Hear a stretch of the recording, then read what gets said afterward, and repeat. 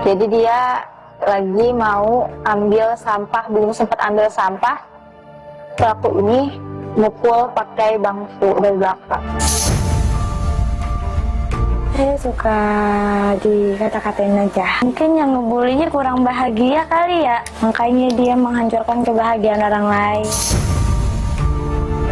Nanti kita akan bentuk tim yang ada di sekolah-sekolah dengan pendekatan yang lebih humanis, komprehensif, dan partisipatif.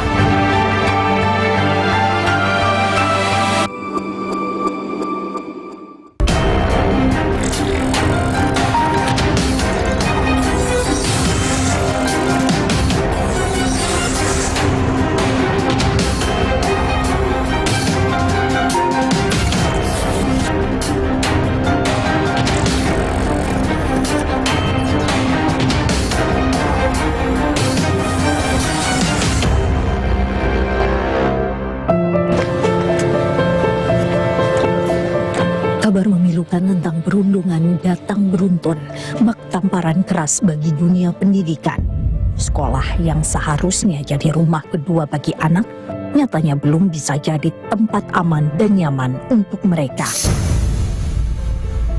Dalam 2 bulan terakhir, Komisi Perlindungan Anak Indonesia mencatat setidaknya 6 kasus kekerasan termasuk perundungan yang terjadi di satuan pendidikan dan berujung pada korban jiwa. Mengapa sekolah belum bisa jadi rumah kedua yang aman?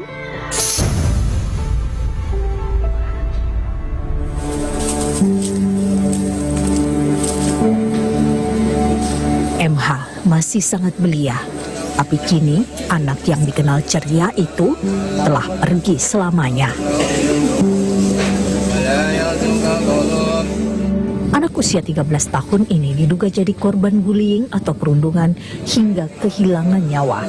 Siswa kelas 1 SMP Negeri Kota Tangerang Selatan, Banten ini diduga dirundung oleh teman sekelasnya sejak masa pengenalan lingkungan sekolah atau MPLS. 4 bulan duduk di bangku SMP, MH diduga dapat kekerasan bertubi-tubi, mulai dari ditabok hingga ditendang lengannya. MH tak pernah terbuka pada keluarga jika ia jadi korban perundungan. Tapi beberapa kali ia beri sinyal ke kakaknya. Ada beberapa kali dia bilang, "Kak, izinin aku dong sekolah, bilang aja sakit ke guru, aku nggak mau." Tapi nanti jam 8, jam 9 dia main gitu. Sakit tuh main, dia nggak sakit sebenarnya, cuman alasan aja. Puncaknya pada 20 Oktober lalu, kepala MH dipukul menggunakan kursi besi oleh siswa yang sama. Tindakan ini berakibat fatal. Katanya itu pas pulang sekolah. Kebetulan kan almarhum ini piket di hari Senin. Jadi almarhum ini mau ngambil sampah di kolong meja, baru pengen ambil, belum sempat ngambil. Cuman dari belakang itu katanya pelaku mukul pakai kursi. Di hari yang sama juga selesai MBG, kebetulan belum selesai nulis pelajaran sebelumnya, jadi dia lanjut nulis. Pelaku ini nendang lengan sebanyak 3 kali katanya. Saya tanya pelan atau sedang atau kenceng. Kata dia ya lumayan katanya. Mulanya MH tak langsung cerita ke orang tuanya usai terkena hantaman kursi. Tapi keluarga melihat kejanggalan pada diri MH. MH tampak linglung, berjalan tak stabil, dan gerakan matanya terlihat janggal. Dari matanya, dari cara jalannya seloyongan, nabrak-nabrak barang, nabrak pintu gitu. Matanya itu yang hitamnya itu ke kiri. Jadi ada di tengah-tengah atau satu aja sih, satu ya? Iya, makanya kalau dari kejadian itu matanya harus ditutup satu, karena kalau dua-duanya dibuka pusingnya, nggak bisa lihat. Kalau jalan juga sanu-sanu terus. Kecurigaan keluarga MH terjawab usai MH akui kejadian yang menimpanya di sekolah. Orang tua langsung melaporkan kejadian itu ke sekolah. Sekolah akhirnya memfasilitasi pertemuan keluarga MH dan keluarga terduga pelaku pada 22 Oktober atau 2 hari usai kejadian. Kesepakatan yang dicapai adalah menanggung seluruh biaya perawatan medis MH. Tapi belakangan, kesepakatan itu tak berjalan sebagaimana mestinya. Karena kondisi kesehatan yang memburuk, MH dirawat di rumah sakit. Tapi kesehatan MH tak kunjung membaik hingga akhirnya meninggal dunia. Keluarga menegaskan, MH tak punya riwayat sakit keras. Dari dia lahir, masuk TK, SD, sampai SMP pun, dia nggak punya riwayat penyakit berat. Kepala sekolah mengeklaim tak melihat tanda-tanda perundungan antara MH dan terduga pelaku di masa pengenalan lingkungan sekolah. Biasanya kita refleksi ya Mas ya, refleksi. Iya, ada refleksi di akhir pembelajaran. Ada pembelajaran yang dilakukan oleh wali kelasnya terhadap anak didiknya. Di situ juga wali kelasnya menyampaikan apa aja yang terjadi di kelas, siapa teman dekatnya. Kita berusaha menggali informasi dasar lah. Kita juga ada guru BK di sini, TPPK kami juga berjalan. Sudah berjalan. Goresan tangan si anak itu memang ada dan memang sudah disampaikan bahwa ini loh buktinya nih anak ini baik-baik saja. Hingga saat ini, Polres Tangerang Selatan masih melakukan penyelidikan untuk mengungkap dugaan kasus perundungan yang dialami MH. Berdasarkan kajian kami atas fakta-fakta yang diberikan oleh klien kami bahwa di situ telah terjadi kekerasan. Berdasarkan kajian kami, perbuatan tersebut telah melanggar pasal 76C. Nah, yang perlu digarisbawahi di dalam pasal 76C Undang-Undang Perlindungan Anak tersebut bahwa bukan hanya pelaku yang dapat diproses hukum, karena di dalam pasal itu ada orang yang membiarkan. Ya, apabila guru itu tahu tapi membiarkan, itu juga dapat dilakukan pidana. Tragedi yang menimpa MH menambah panjang daftar korban perundungan. Kajian Komisi Perlindungan Anak Indonesia, siklus perundungan biasanya dimulai saat masa pengenalan lingkungan sekolah atau MPLS tiap awal tahun ajaran baru, persis seperti yang dialami MH. KPAI punya kajian di mana siklus bullying pada sekolah itu seringnya terjadi puncaknya bulan September, Oktober, November, Mbak. Analisis kami, bulan Agustus itu kan siswa baru masuk, ya kan? MPLS, kemudian muncullah senior baru, junior baru. Nah, disitulah kemudian si senior ingin show up dirinya, itu biasa seperti itu. Nah, kemudian di bulan September ini mulai ada dominasi, Mbak. Pada akhirnya bullying kecil-kecil itu mulai terjadi tuh. Kasus perundungan berulang meski pemerintah telah punya aturan yang wajibkan tiap sekolah membentuk tim pencegahan dan penanganan kekerasan atau TPPK. KPAI menyoroti aturan itu hanya garang di atas kertas. Kalau saya bertanya ya, sempat bertanya ke Kemendikbudrismen, hampir semua sekolah itu sudah punya. Nah, persoalannya di dalam kasus ini atau di sekolah-sekolah yang lain itu belum berjalan. Ya, sudah terbentuk, sudah ada SK, tetapi mereka melakukan apa? Mereka sudah mencegah sejauh mana? Terus kemudian mereka kalau dalam kasus ini melakukan apa? Itu sepertinya belum optimal. Perundungan hanyalah satu dari bentuk kekerasan yang terjadi di sekolah. Selain perundungan, kekerasan lain berupa tawuran, pemalakan, intimidasi, hingga sentuhan yang tidak diinginkan masih kerap ditemui di lingkungan sekolah. Berdasarkan data asesmen nasional Kemendikbudristek 2022 terkait potensi kekerasan yang dialami siswa di sekolah, sebanyak 36,31% siswa berpotensi mengalami perundungan. Ini bukan sekadar angka, siswa yang terdampak perundungan rentan mengalami perubahan perilaku, trauma yang mendalam, hingga memiliki tantangan kesehatan mental selama bertahun-tahun. kita tetap bersepakat bahwa bentuk bullying yang seperti apapun kita tidak akan tolerir ya, terutama sampai kemudian mengenai fisik dari anak. Nah itu jelas tidak akan, istilahnya tidak akan damai begitu ya. Tanpa penanganan yang tepat, anak yang jadi korban bully bisa terjebak dalam lingkaran setan perundungan.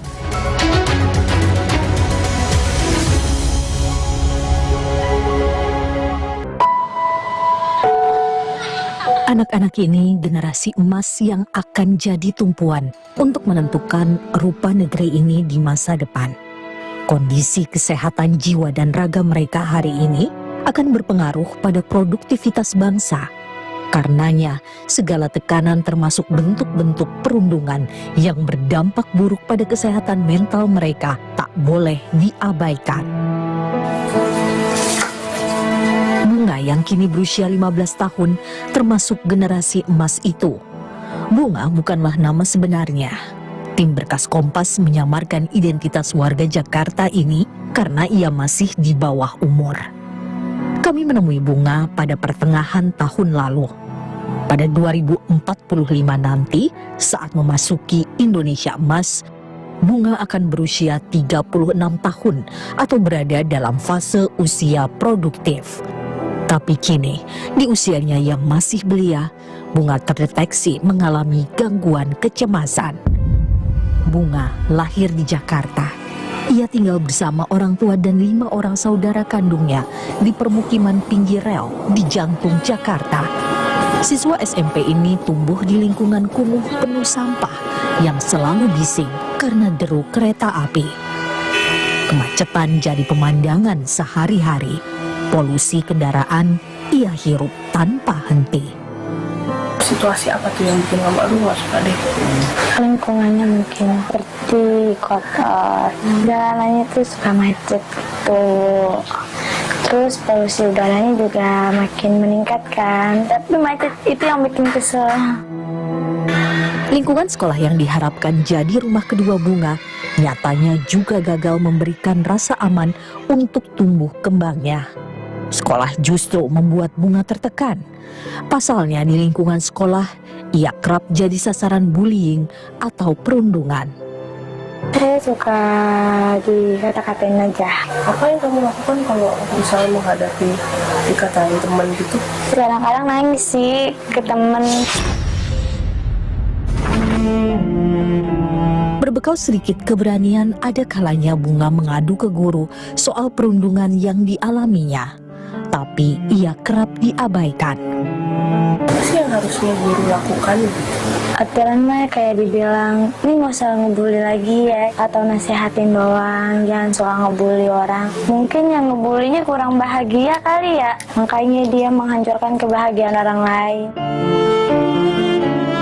Orang tua Bunga masykur, sebab selama ini mereka tak tahu anaknya jadi korban perundungan. Bunga baru mau bercerita kala psikolog puskesmas bertandang ke rumahnya. Psikolog itu sedang menjalankan layanan jemput bola untuk memperluas jangkauan pelayanan kesehatan jiwa oleh Dinas Kesehatan Jakarta melalui puskesmas-puskesmas di tiap kecamatan. Saya banyak merasa cemas atau khawatir terhadap apapun. Selalu benar. Saya sering dituduh berbohong atau berbuat curang. Selalu benar. Saya sering diganggu atau dipermainkan oleh anak-anak atau remaja lainnya. Selalu benar.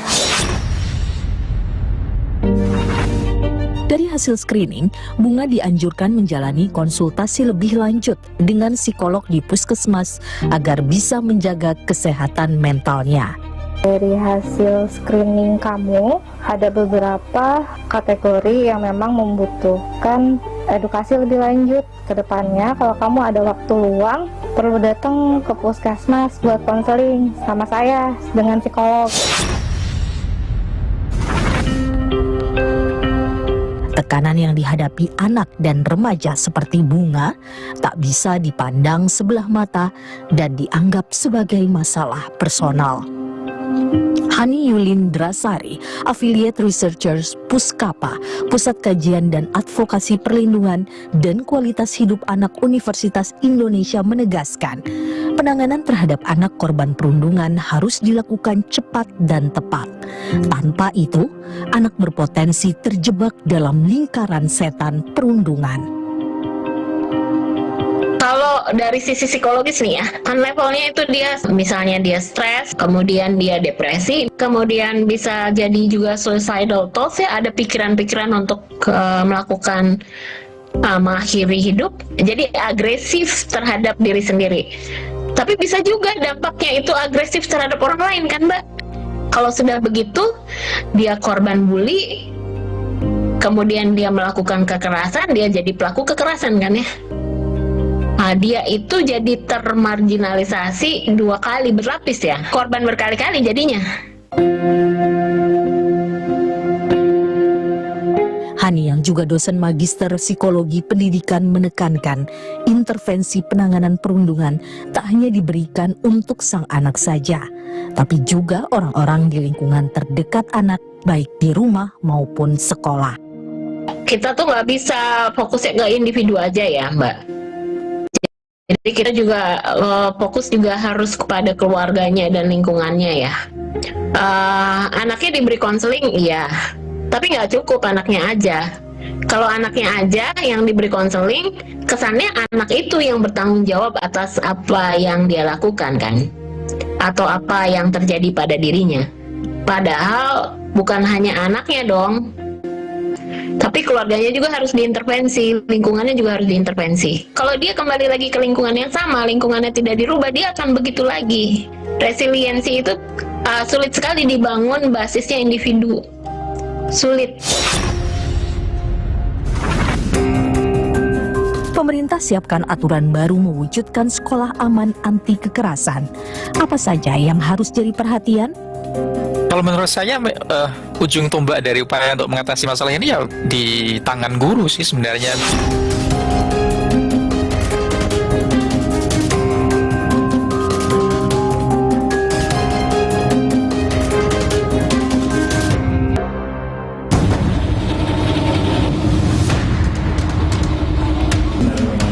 Ekosistem sekolah kembali disorot usai kasus perundungan terjadi berulang akhir-akhir ini. Tanpa perubahan kultur, kekerasan akan terus terjadi. Jaringan Pemantau Pendidikan Indonesia (JPPI) mencatat tren kasus kekerasan di lingkungan pendidikan yang makin mengkhawatirkan. Tahun 2020 tercatat 91 kasus, sementara 2024 melonjak menjadi 573 kasus. Hani Yulindrasari, dosen psikologi pendidikan, menduga angka sebenarnya kasus perundungan atau kekerasan di sekolah jauh lebih tinggi. Nah, sebetulnya kasus-kasus perundungan dan kekerasan-kekerasan yang lain ini seperti fenomena gunung es ya. Jadi yang terlihat angka-angka itu hanya ujungnya saja. Apalagi kalau kita bicara perundungan dan kekerasan kan kita bicara juga soal kekerasan yang bersifat psikologis, yang lukanya tidak terlihat. Yang harus disadari, kekerasan yang dilakukan anak tidak lahir dalam ruang hampa. Anak menyerap bibit-bibit kekerasan dari ruang hidupnya sehari-hari. Sekolah seharusnya jadi tempat menghapus bibit-bibit kekerasan itu, bukan malah menguatkan. Kalau kita lihat sekarang, ini sekolah udah gagal kan berarti. Sekolah sudah gagal gitu membentuk kultur, nilai tertentu yang kita harapkan adalah nilai yang positif ya. Saya dengar dari guru-guru tuh keluhan mereka adalah seperti ini.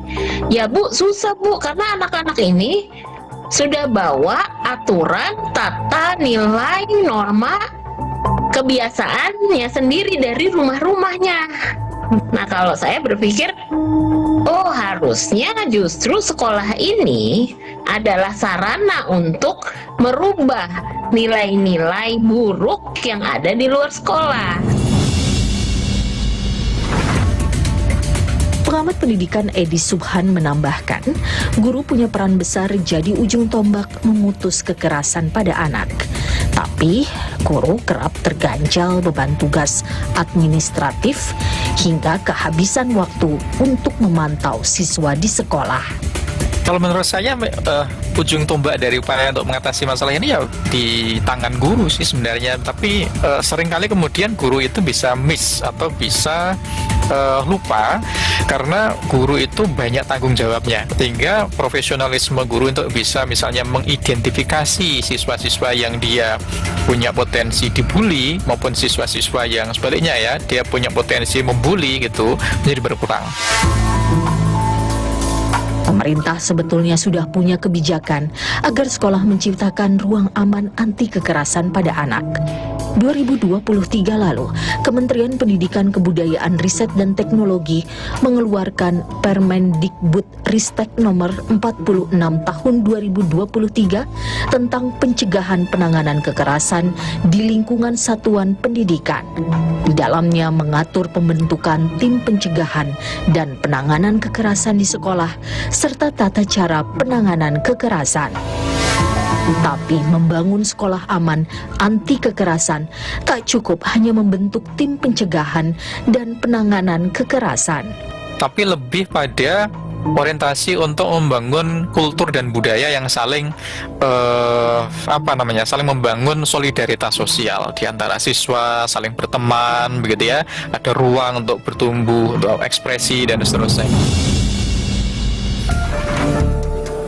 Buntut peristiwa ledakan SMAN 72 Jakarta yang diduga terkait perundungan yang dialami pelaku, pemerintah merevisi Permendikbudristek nomor 46 tahun 2023. Banyaknya persoalan kekerasan sebagian terjadi karena kurangnya kesabaran kita mendengar dan kurangnya sikap terbuka kita untuk mengapresiasi anak-anak kita yang sebenarnya memerlukan ruang untuk mereka bisa berbicara, memerlukan ruang untuk bisa mereka curhat dan berbagai kesempatan untuk mereka mengeksplorasi diri dan menyampaikan berbagai gagasan dan mengembangkan bakat dan minatnya. Dalam siaran pers yang dirilis, Mendikdasmen Abdul Muti mengakui implementasi Permendikbudristek nomor 46 tahun 2023 tentang pencegahan penanganan kekerasan di lingkungan satuan pendidikan belum optimal. Sebab struktur pelaksanaannya masih terlalu birokratis. Kalau yang penanganan itu kan nanti kita akan menerbitkan Permendikdasmen untuk memperbaiki Permendikdasmen yang sebelumnya. Nanti kita akan bentuk tim yang ada di sekolah-sekolah dengan pendekatan yang lebih humanis, komprehensif dan partisipatif. Nanti melibatkan orang tua, melibatkan murid dan juga masyarakat sehingga berbagai kekerasan yang selama ini terjadi mudah-mudahan tidak terulang lagi di masa-masa yang akan datang. Tim Berkas Kompas telah berupaya mengajukan permohonan wawancara kepada Kementerian Pendidikan Dasar dan Menengah. Namun permohonan kami belum dipenuhi. Penyempurnaan regulasi juga untuk mencegah kekerasan di ruang digital. Kekerasan digital yang kita saksikan akhir-akhir ini menjadi masalah tersendiri ketika banyak sekali perundungan terjadi dan dilakukan di dunia maya yang akibatnya juga sangat besar terhadap psikologi dan juga mentalitas mereka. Perundungan yang menimpa anak-anak di sekolah harus diputus. Pemerintah harus menjamin perlindungan bagi anak-anak di sekolah yang merupakan rumah kedua bagi mereka. Kebijakan mewujudkan sekolah aman anti kekerasan harus dijalankan serius demi memutus lingkaran setan perundungan.